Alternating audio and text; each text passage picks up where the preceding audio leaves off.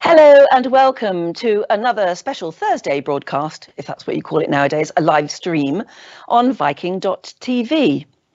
I'm Anne Diamond, and I hope you know me by now, but every Thursday I'm promising you somebody absolutely fascinating to meet. And my goodness, today, I have been watching her documentaries all day today, and if you do, and you should, take a box of Kleenex with you because they are amazingly poignant and moving and wonderful and inspirational, but very tearful from time to time. I bet there are lots of people watching this right now who were adopted as children or indeed are adoptive parents themselves. And if so, you'll surely know about the very human instinct that often, though not always, drives such children to want to find out about their roots. That instinct must surely be heightened if you, for instance, knew that you were a war baby, you were rescued from almost certain death, and you were plucked from a country riven by strife and atrocity, where your birth parents possibly or probably perished or disappeared forever. That is precisely what my guest today knew of her beginnings. In fact, it's all she knew. She was this little girl, aged just 13 months, I think, in that photograph, and flown out of war-torn Cambodia in one of the last flights out of Phnom Penh just before the murderous Khmer Rouge took over the city and started their murderous killing fields onslaught. The pilot apparently smuggled her out in a little bassinet in the cockpit, wedged between his feet. Isn't that amazing? Well, that tiny child with the anxious eyes ended up here in Britain, adopted by a wealthy middle-class family and brought up in the green and leafy idyllic world of the Cotswolds, a beautiful spot in the Midlands of England. Suddenly, she had a brother and a new mum and dad who utterly adored her and still do. Many people watching, of course, might know her mother already as Prue Leith, a hugely successful businesswoman here in Britain and the presenter of the hit TV show, The Great British Bake Off, or as you guys call it in America, The Great British Baking Show.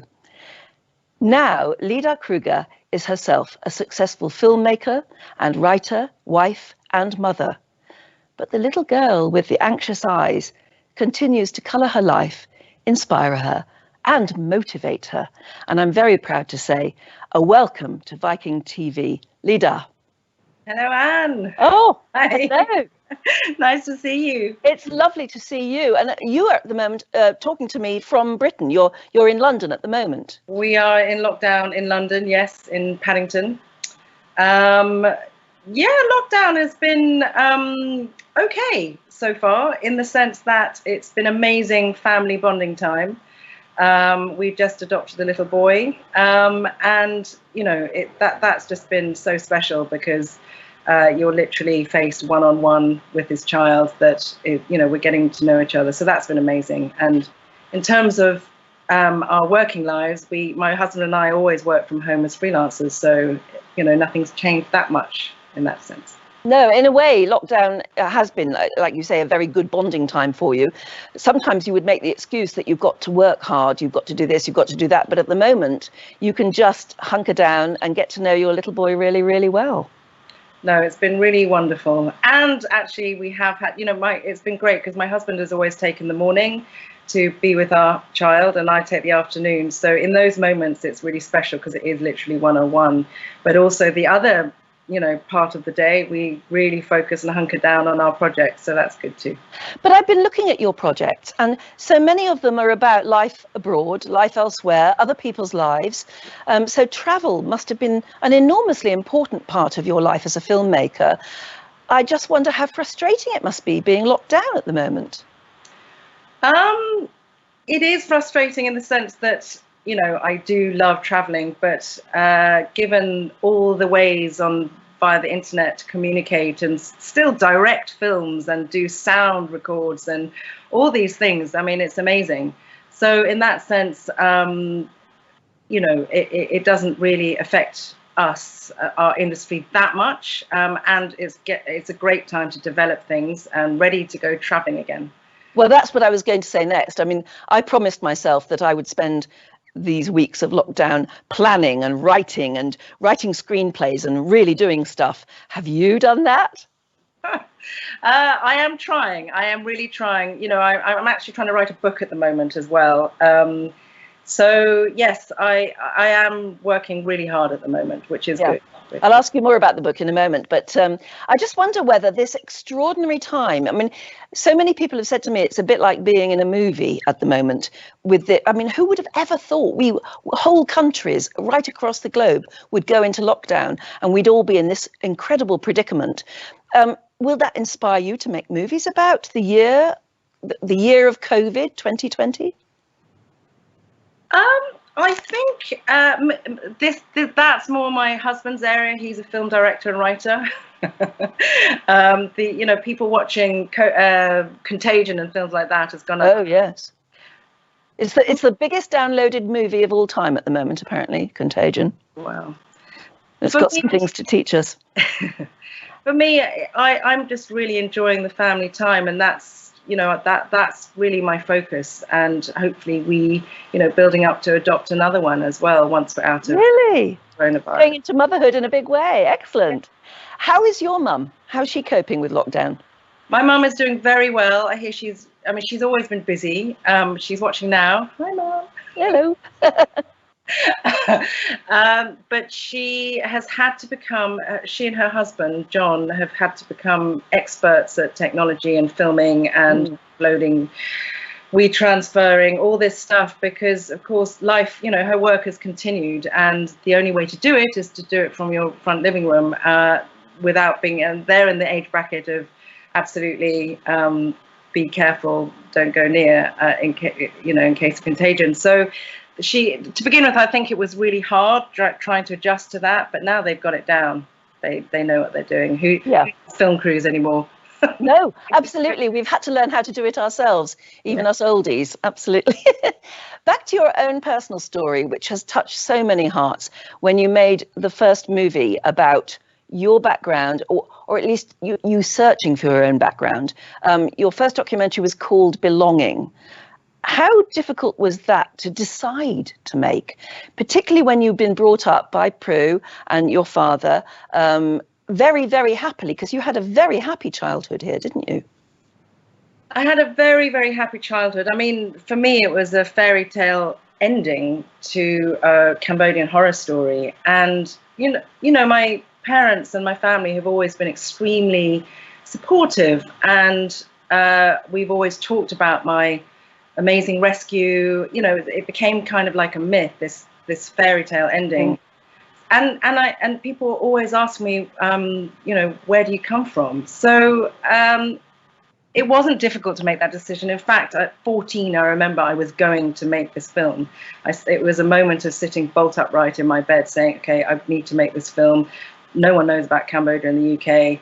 I need to tell people about where I'm from. And also, I felt a bit of a fraud because I didn't actually know myself anything or not much about Cambodia, about being Cambodian. I mean, I knew where it was, but knew nothing except for this sort of cataclysmic event of the genocide, which everyone else knew about. And, I wanted to move on also from seeing my life through that lens of being saved from genocide in a way. So it was a real, my parents supported me every step of the way. So in that sense, it wasn't difficult. But to do it in terms of means, I ended up going into television because actually a family friend, Oliver Park, who's a film director, he said, if you want to make this film, go into television because the turnaround is much quicker.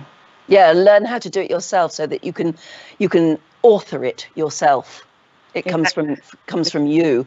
But I've always thought if I ever had adopted any children, I would be so worried about the moment that they wanted to retrace their own roots and find out about another mother and father. Were you worried about hurting your mum and dad?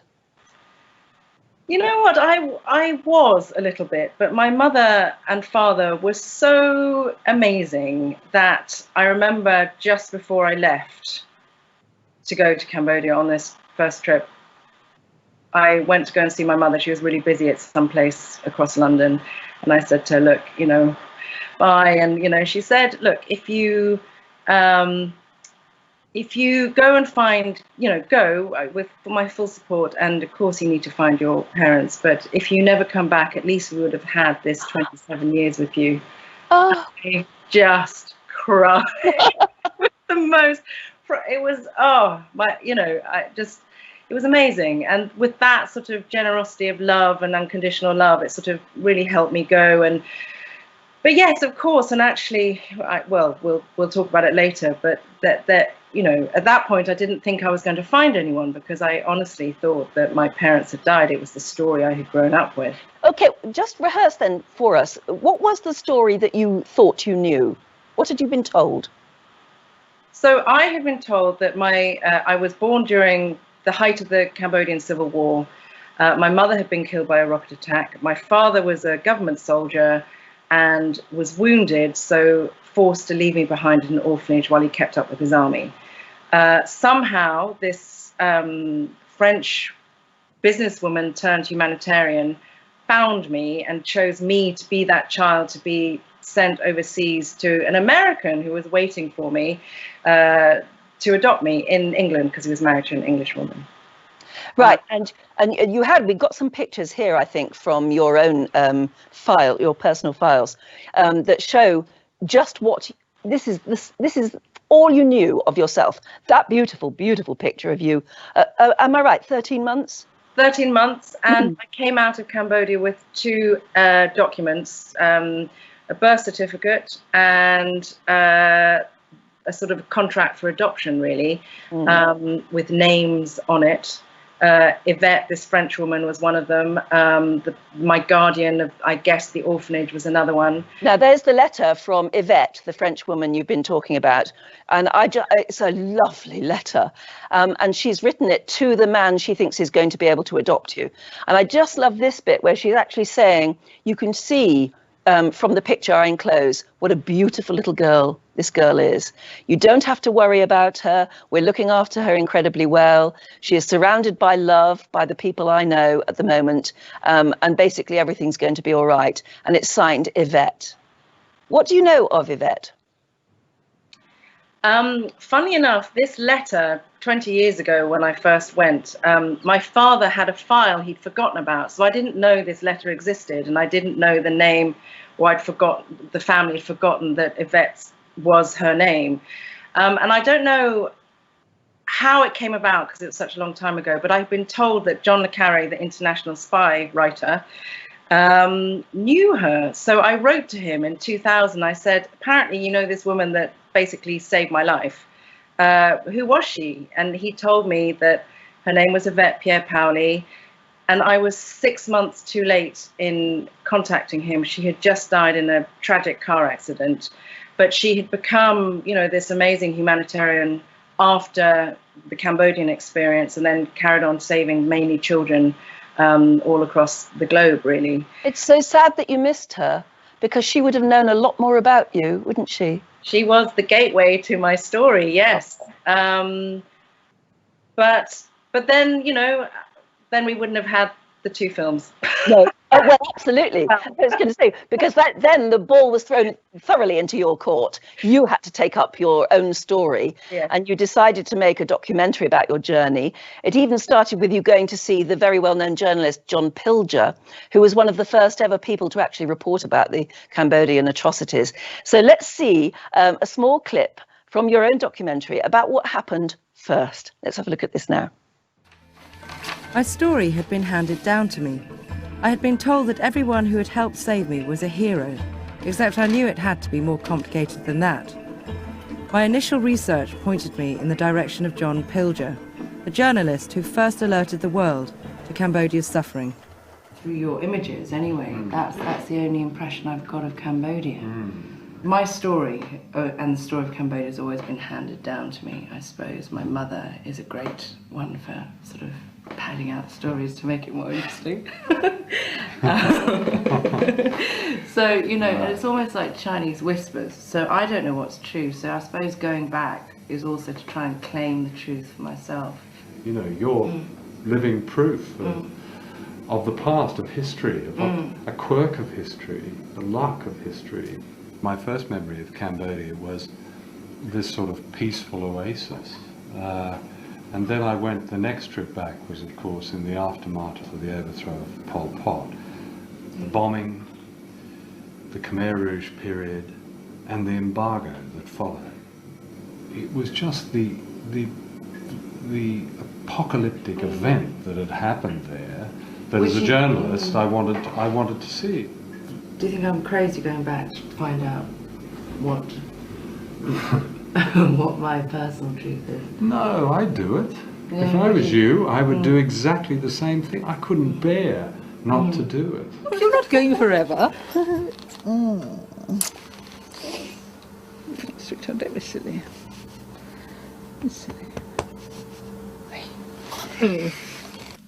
It'll be fine. I'll be happy. I'm not going to be fucked up, and it'll be fine. It'll be fine. Shay. It will be fine. It will be fine. All right. And look after Mum and Dad. Look after your mum and dad. Yes. If I find them. Yeah. My brother.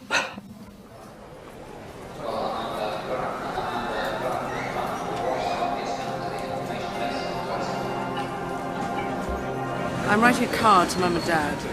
You know, and I think maybe for them, their biggest fear is that I don't go home. But I mean, I never would.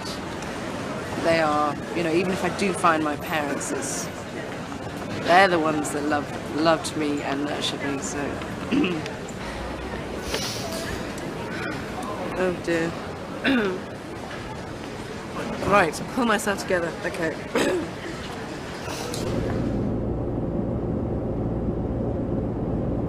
I hate flying, so to take my mind off things, I tried to focus on the task at hand. I had 3 pieces of evidence with clues about my early life: a birth certificate, contract for adoption, and a photo of me as a baby. I needed to find the people who had signed my documents in the hope they might know something of the truth of what happened to my birth parents. Oh, Li-Da, that took an awful lot of courage just to set off on that journey. Why did you feel the need to write a note to your mum and dad?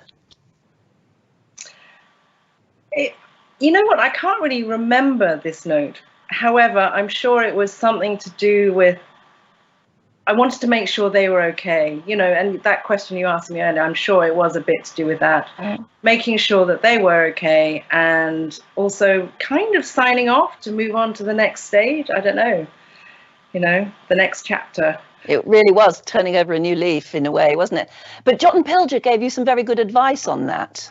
He gave me the most incredible advice, which I still carry now, which was to, you know, it was about managing expectations and trying to extract as much of the tangible information from my past as possible, because if I wasn't going to find people, at least there was a building or a village or, you know, something that that was real to sort of validate my experience. And that's actually been very, very useful.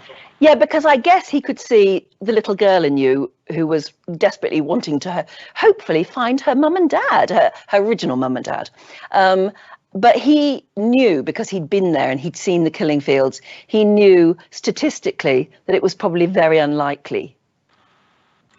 Well, and also I had very little information, and I don't think he told me, but people had told me at this point of the research that a lot of exit papers were faked because, you know, trying to get children out of the country or whoever out of the country in time. So, you know, who knew what was going to be there, you know. Absolutely. Who knew that your name was even your real name? Exactly. And that's something you went into in the documentary itself. Let's see then what happened next when you actually did get to the land of your birth, the next stage in your documentary. Let's have a look now. Your first impressions, I guess. For the first time, what I had only glimpsed at in old Cambodian films became tangible.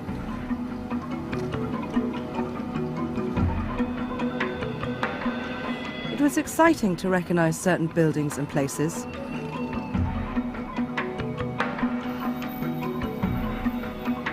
But seeing some of it so devastated was a reminder of what the country had been through. Suddenly, I was nervous about what I might find out.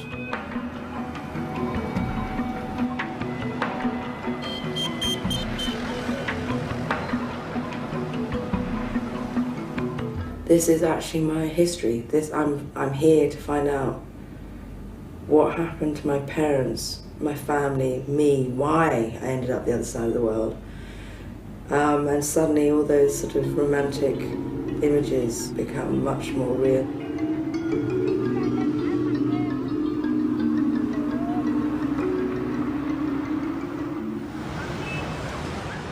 I wanted some advice on how to start my search, so I went to Wat Phnom Temple, one of the city's major tourist attractions, to meet my interpreter, Kim Seng.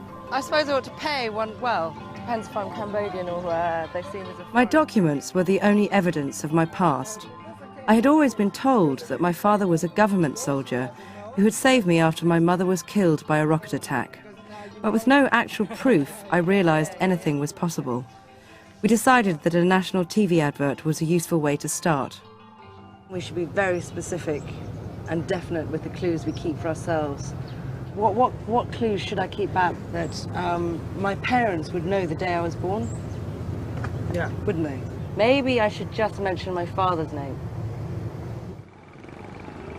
In the end, we included both my parents' names and the area I was adopted from, Takamau.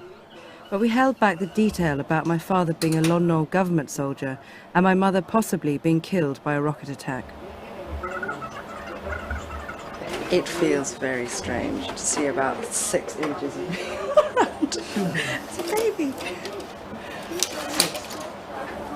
See, amazing, yeah? It would make more sense if it was a picture of my parents, but unfortunately I don't have a picture of my parents, so this is the only way to do it. And there you are, putting out an advert, reaching out.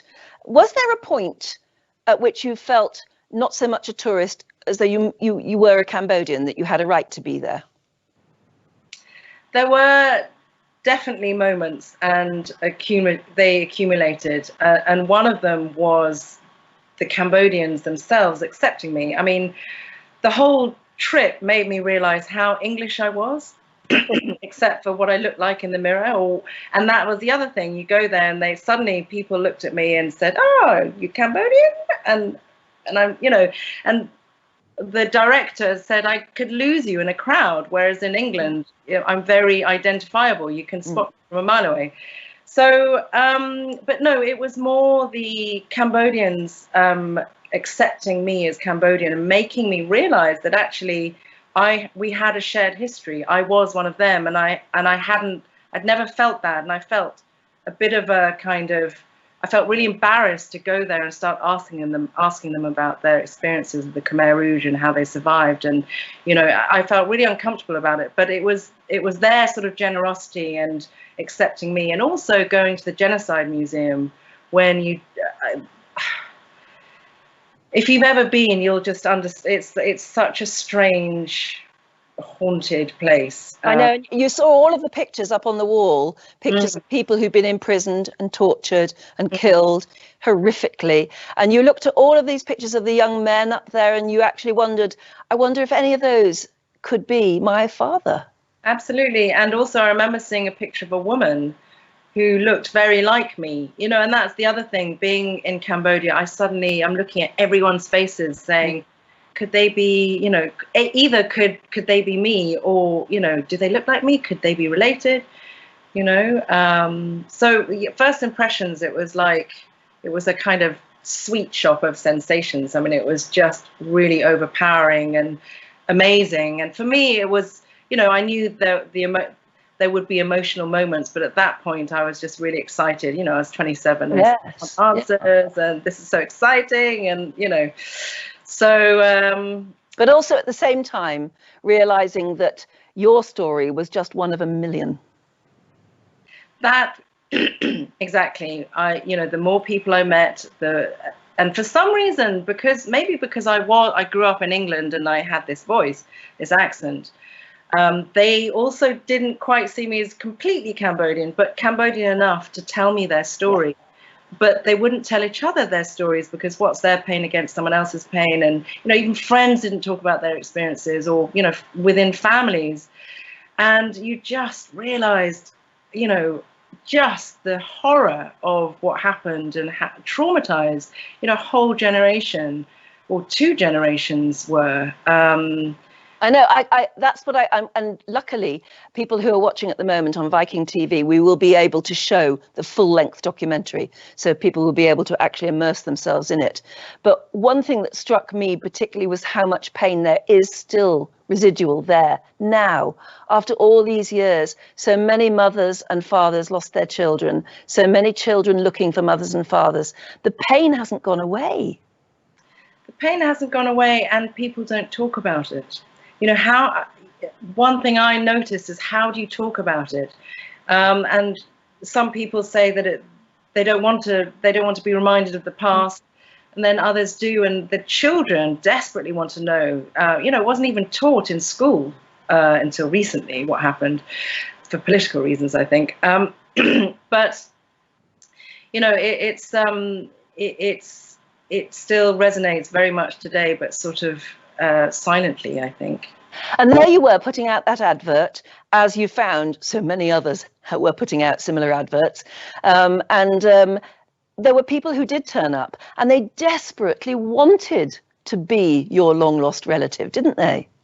Well, this was the thing, meeting these people, even though there was not really any, their story didn't really match mine, and in some cases didn't match at all, but they would still come all the way from the Vietnamese border or Thai border, but anyway, miles and miles away, taking time off work just to see if I had this birth certificate on my arm, because she'd lost a sister or lost a daughter. And it was that you know, realizing, you know, the depths of loss, despair. Yes. So many people reaching out, hoping that there's show another clip now, but there was one moment where you met someone who just might have been the sister who agreed to give you away.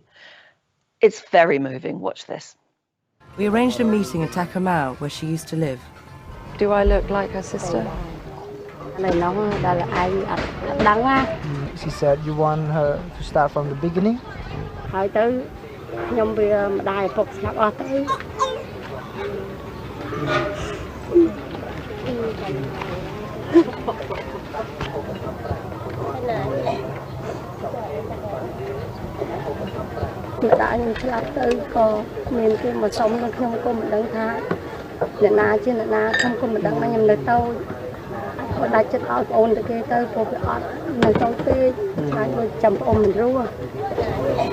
Did they have to sign any papers to hand me over? Sorry, to hand this baby over, their sister over?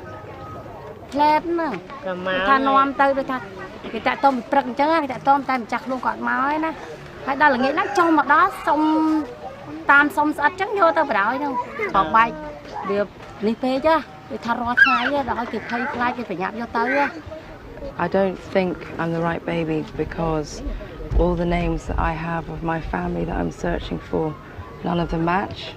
So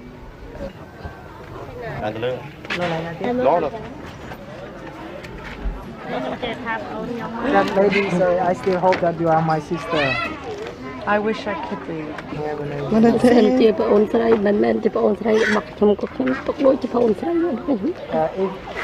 you turn out not to be my sister, I still treat you as my sister. Well, I feel very privileged. Because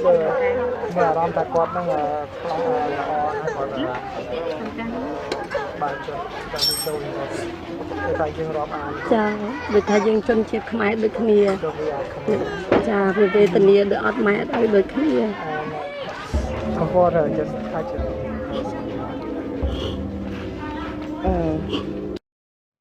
Oh, Li-Da, so many tears, and yet you said you have felt very privileged to have met her and others. Why privileged? I think privileged because she taught me, she was helping me kind of relate to being Cambodian and being having the shared history of loss and tragedy, and we, you know, a whole country searching for lost relatives. And I think she was the first family, and there were 8 or 9 in total. So, you know, it was a real sort of eye-opener in the sense of helping me to access my own history, because I couldn't really connect emotionally until this point. And even then, it was still quite surreal, especially with the whole village watching. Well, and that's interesting, because you also had to learn over that period that you had to slightly disconnect as well, because as more and more people got in touch and said, I might be your mother, I might be your sister, I might be a relative, you had to learn to slightly harden your feelings until you knew, didn't you? Before you committed emotionally, you had to be sure.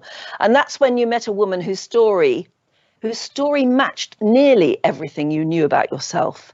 And with her, you actually did want to do a DNA test. Let's have a look at the final clip.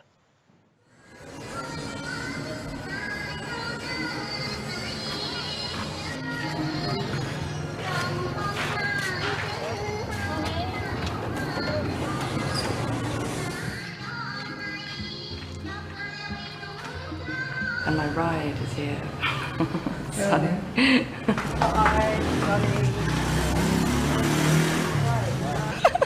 Who do I hold on to? Do I hold on to you? Yep. So far, all the meetings with potential families have been distressing. So when the next family came along, I wanted to be sure of the facts before I got emotionally involved. Who do I go to? There's my mother. Bunta was a potential mother who had come along with her brother. Many details of their story match my own. Well, I think we look quite similar.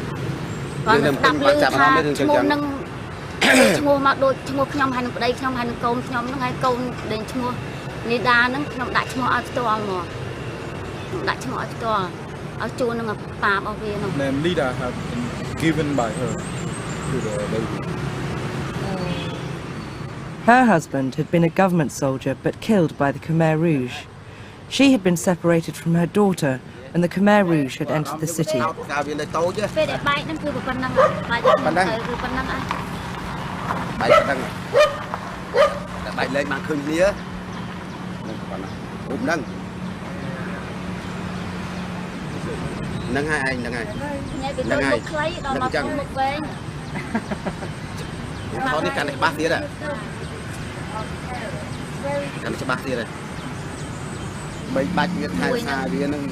There were some obvious things that didn't match, like her name started with a B and not an M.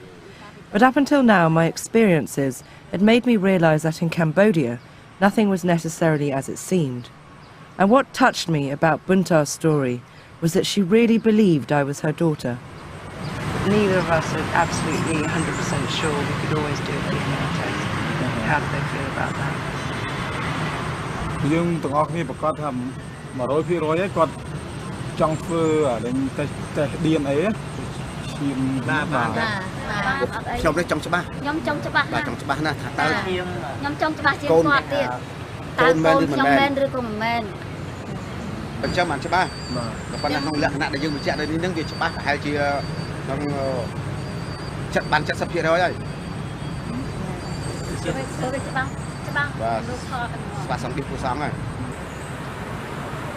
You know, I have a funny feeling this, you know, in a way I want it to be them, because they've, you know, you can feel it, They weren't embarrassed to show their emotions and they weren't desperate either.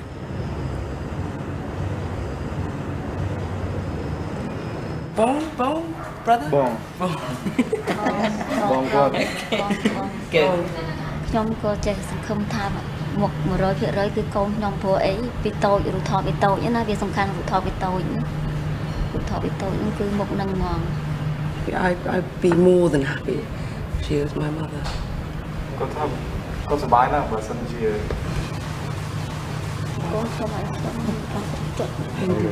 Can you ask if I can give her a hug?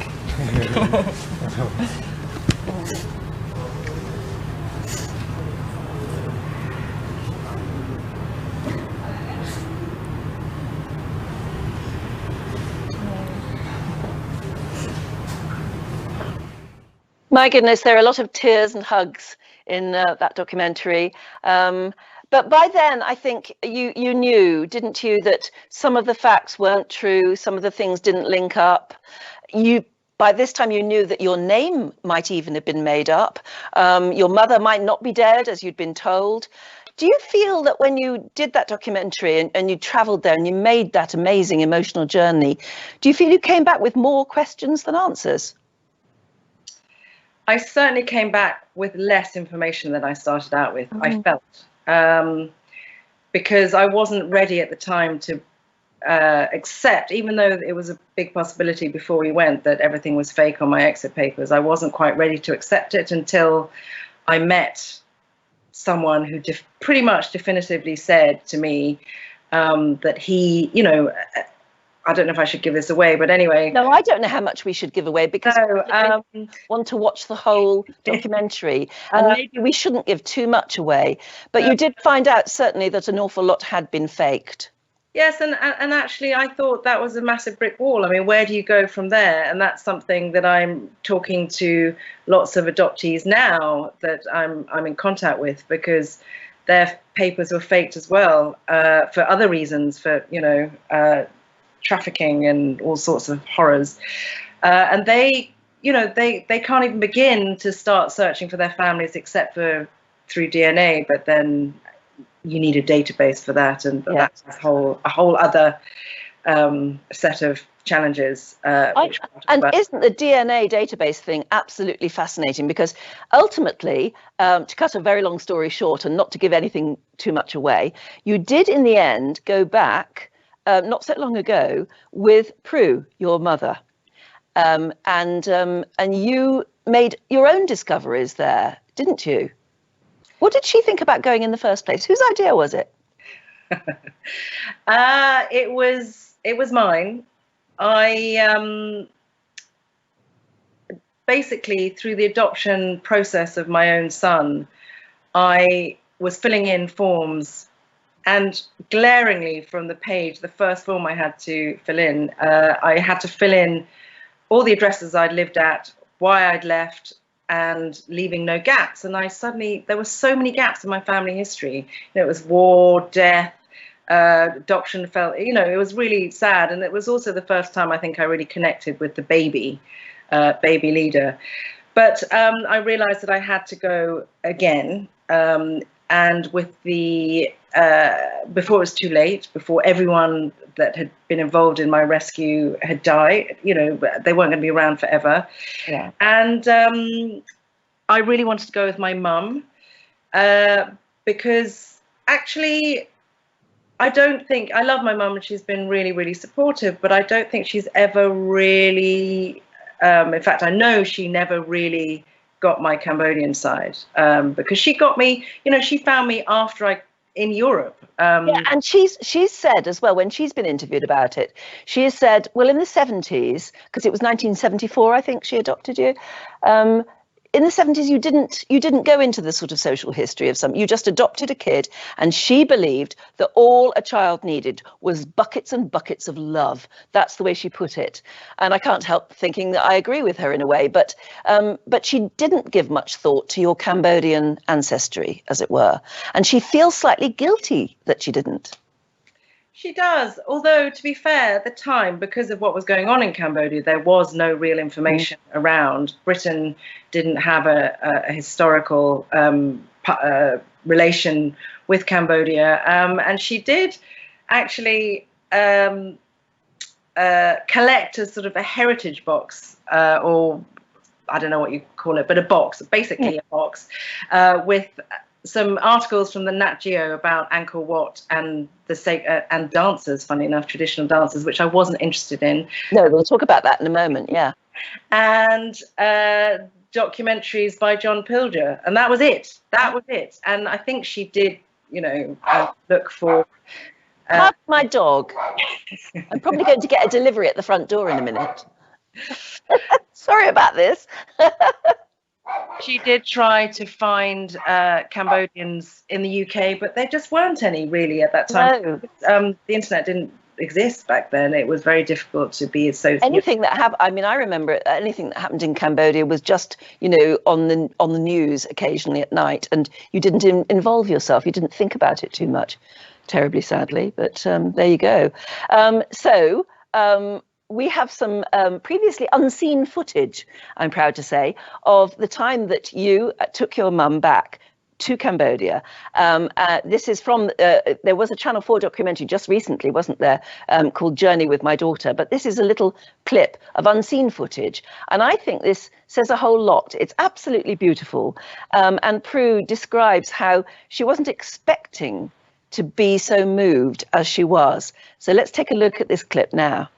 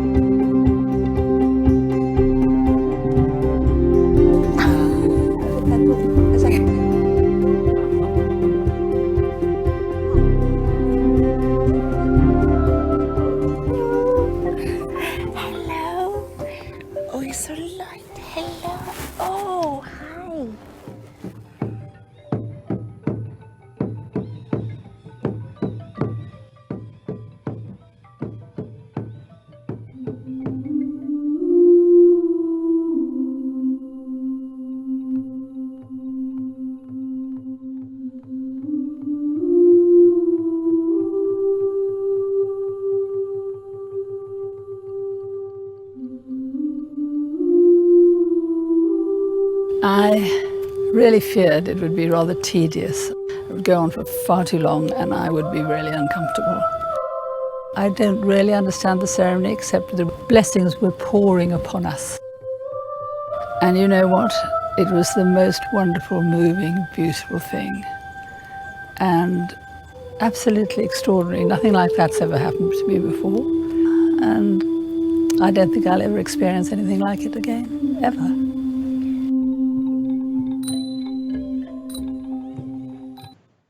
Tell me more about those sacred dances, because they are beautiful. They are absolutely amazing. So they are the creation, the vision of a lady called Ravine Carrot-Coxon. And I met her 20 years ago after I made my first documentary. I needed a link to Cambodia. I wanted to give something back, and Ravine came into my life just at the right time, because she ran a charity at the a rural development charity called the Nguyen Carrot Foundation for Cambodia, and out of this charity, or out of their work, the sacred dances were born, and it's all about preserving the cultural heritage within the Angkor UNESCO World Heritage Site, and I'm just so happy to be involved in the charity and the dancers, because it's my access. I'm accessing my lost history as well through them. They're learning about their history as well. Cambodian culture has been preserved through dance for over 1,000 years, and only 1 in 10 professional artists survived the Khmer Rouge. So, traditional dance is making a comeback in Siem Reap. So this sort of sacred dance has always been there in Cambodian culture, and it has amazingly survived those awful wars, the awful civil war, and then the Khmer Rouge and everything. That has survived, and it is now still being celebrated. It is still being celebrated, but there was a renaissance. The late Princess Bopa Devi, who's the symbolic guardian of traditional dance, she and the Royal Ballet, she used to be in the Royal Ballet, she was a patron of our dance school. The dance school our dance school was the first rural dance school, and it came out of the vocational training in the rural development that we were doing in those villages. And it just happened to be in the Angkor UNESCO Park. So it's, thanks to and also they specialize in sacred dance because dance has traditionally been sacred. And that is something that is a big sort of challenge and sort of, shall we say, a cultural crusade of ravines, because, you know, although, you know, if you're a tourist in Cambodia, you are often offered a sort of dinner dance, which, you know, you know, is awful, basically. And, you know, it's a case of educating both Cambodians and tourists about the authenticity of the tradition, which was almost lost. So it's not anyone's fault in that sense. Well, it's not surprising if it were lost, but it's not been lost. It's a triumph of the human spirit in a way, isn't it? That it is still there, and it's still so perfect. And now they tour all over the world, don't they? They have done 2 tours. Their first professional tour, I guess, was in 2013. It started in 2007. The tour to America in 2013 was very much a way to have that professional experience. And actually, I made a documentary, it's a documentary, Labour and Love, work in progress thing that I've been doing for 7 years about these dancers and how they, you know, starting off with how dance in their own villages transformed their families' lives, because, you know, because it is because of the discipline and because of what dance represents in the Cambodian psyche, I guess, that the families were united with their own sort of family traditions and values and culture. Well, let's have a look at that. We've got another video clip of what you call the Angkor effect. Have a look at this. I grew up in this country without knowing the knowledge. I almost forgot what it like to be Cambodian. But seeing them, it brings back memory. Here in the US, we don't get to see our culture like a real Cambodian. It's always a little bit of this, a little bit of that, just do it for symbol. But with this group, we see a real big picture of Cambodian. It's a huge role that the circuit dancers are playing, because this is an art form that was robbed from me. That was robbed from my parents and robbed from my people. The war literally took Cambodia back to the Stone Age. Without embracing the cultural heritage, the identity would be lost forever. Since we started the dance school, we discovered that it was almost as a medium to heal their psychological scars and to reconcile them with their family values, their cultural values, their traditional values.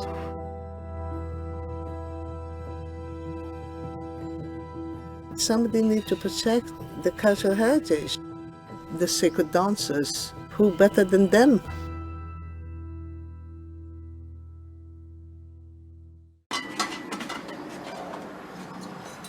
Because I silpa, but not dal kun Khmer or kun Khmerយើងនិយាយថាល្ងិតល្ងង នៅក្នុងរយៈពេល10ឆ្នាំហ្នឹងហើយនេះខ្ញុំបានចូលប្រាសាទអង្គរវត្តហ្នឹងមានរូបអប្សរាហើយនេះខ្ញុំចង់ឲ្យពិភពលោកដឹងថាខ្មែរហ្នឹង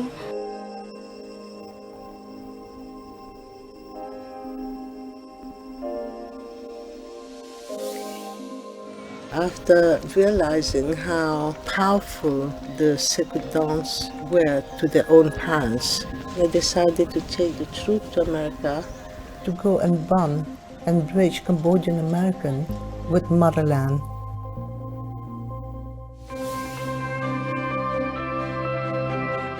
I was almost in tears. It's very and I think my mom inspirational, teared up like you too said. watching it. Yes, like we don't get to see that. We never get to see it.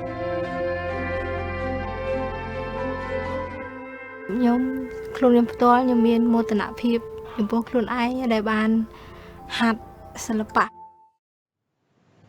I do think that's wonderful, the way that they've revived their own cultural important things and are taking it around the world and spreading the word. And that must be very enlightening for a whole bunch of people.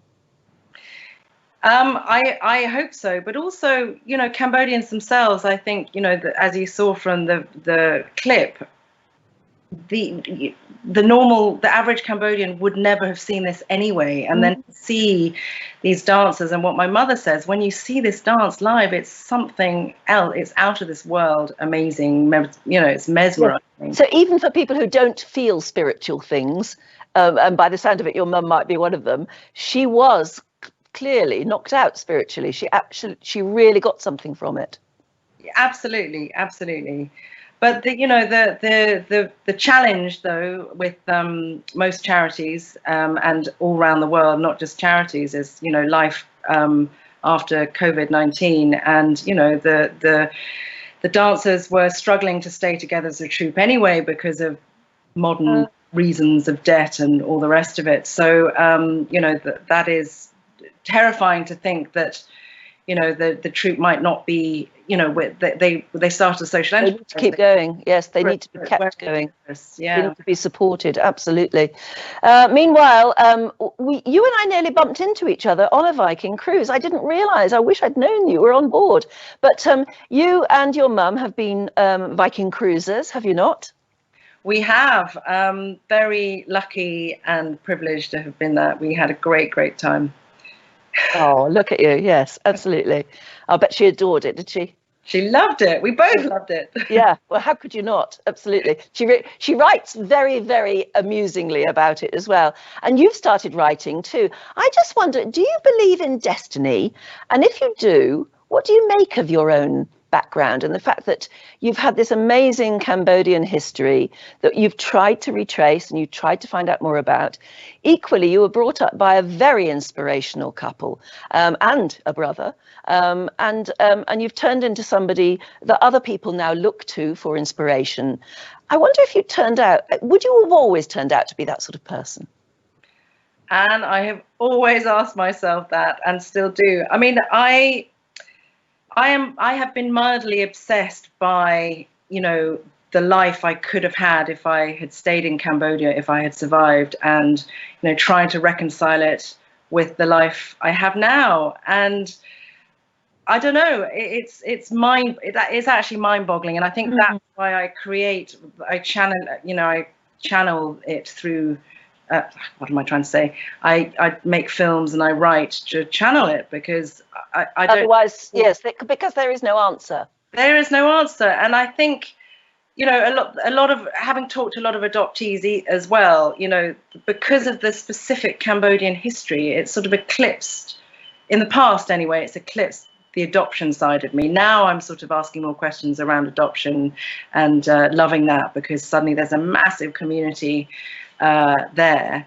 You know, I've spent the last 20 years, I suppose, sort of exploring my Cambodian side through, you know, with the charity and Ravine, and she's really been instrumental in sort of introducing my culture, I suppose, or getting to grips with it. All right, well, we've got an interesting question on those lines from Harriet Bistain. Hi, Harriet, in Montreal. She says, have you ever met anyone who has been reunited with their biological parents? Would you recommend adoptees to go on a search of their own? I would recommend you follow the adoptee follows their heart. I mean, I can only speak from my own experience that it is a massive emotional undertaking, even if you're ready for it. And if you do, and I would advise you to do it, but it's not for everyone. No. Because you can be opening Pandora's box. You might find things that you really don't want to hear or can cope with. Definitely get professional advice, I think. Or you might never find, and that too has to be coped with, doesn't it? Absolutely. And apart from John Pilger's amazing advice, before I went, I saw a post-adoption counsellor who went through all the questions I should be asking myself about managing my expectations and the outcomes, the various outcomes, which was really useful. Another really interesting one then from Barry Wilkie in Sarasota. Hi there, Barry. Have you done anything like go to Ancestry.com, for instance, or something similar using DNA to find relatives? And you have, haven't you? I have. Yes, definitely. I would recommend that. Without giving too much away, although that Channel 4 documentary I don't think will be available to American Not for a while at least. Time.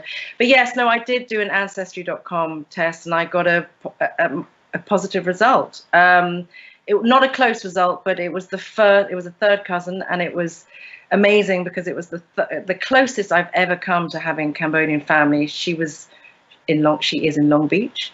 I know. Isn't that extraordinary? Exactly. So we could actually converse in English, and we found her relations in Cambodia. So that was, and I met them. So yeah. So you found an enclave of people who had a similar DNA. They were relatives, but not close relatives to you, in a certain area. So you were able to go and say, well, at least I sort of belong here.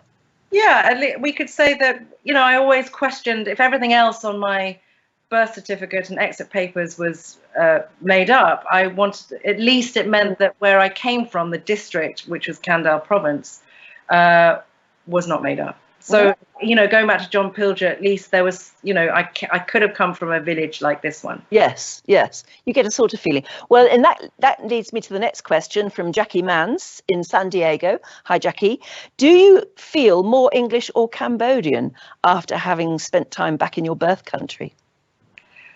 I think I feel both now. 20 years ago, after my first trip, I definitely felt English when I got back. But I have been trying desperately in the last 20 years. Well, not trying, but I have been exploring my Cambodian side because I'm really interested and fascinated, and met a lot of Cambodians since. So now I definitely feel like both. And I think it's a really wonderful thing to have both identities, actually. Can I ask you a really personal question? You do have to answer it. You've adopted yourself. Have you done that deliberately, or was it just sort of the way life worked out? Yes, I have always wanted to adopt. A lot of people think women imagine their wedding day. I knew rather, I was going to adopt a child. And I think that's testament to my parents for making it so successful and making me feel loved. And it was just something I felt I really needed to do. And also because of the background, it's like, going back to buckets of love, it is such the difference between growing up in an institution and getting that chance in life to be loved and as a starting out platform, I think is immense. And do you feel lucky? So lucky. I mean, that's something I've slightly struggled with. I kind of feel I need to earn my place a little bit. Oh, no. But yes, very lucky and blessed. And, you talked about destiny before. I mean, I don't know, but something was aligned right. Yes, it really was. I could have, and the other thing is, just imagine if any tiny element of my story was slightly different. My mother would have had a different child, and I would have a different mother. And that's what I'm going to write about more in my book, I think, as well. Well, you keep writing. And we'll watch out for what you do next, and we'll be watching out for more films that you make, because my goodness, you make films worth watching. It's been absolutely wonderful to meet you. Thank you so much. And if we bump into each other on a cruise ship, we must make sure that we actually do say hi. But in the meantime, Li-Da, give our love to your mum, because we all feel we know her, and love to your family, and stay safe. And thank you for being such a fantastic guest today. And thank you for inspiring me. I've had the most amazing day watching your movies, and other people watching right now will be able to watch the full-length version of your documentary on Viking.TV. So they'll be able to enjoy that too. So thank you so much. It's been great to meet you. Thank you really so great too. Thank you. And that's another Thursday gone. Thank you very much, everybody, for sticking with me, as I've promised you every week, and it's really worked out, hasn't it? We've had some unbelievably interesting people to meet. Next Thursday, my guest is going to be Paul Hervey-Brooks, who's a garden designer and creator of 3 gold medal winning gardens for Viking at the RHS Chelsea Flower Show and Hampton Court Palace Garden Festivals, and a number of those in the States as well. So another fascinating and very funny person for you to meet next week. In the meantime, like I've said, stay safe, and keep healthy and happy, and we'll have a load more interesting people for you to meet on Thursdays here on Viking.TV. Thank you very much for joining me. Bye-bye.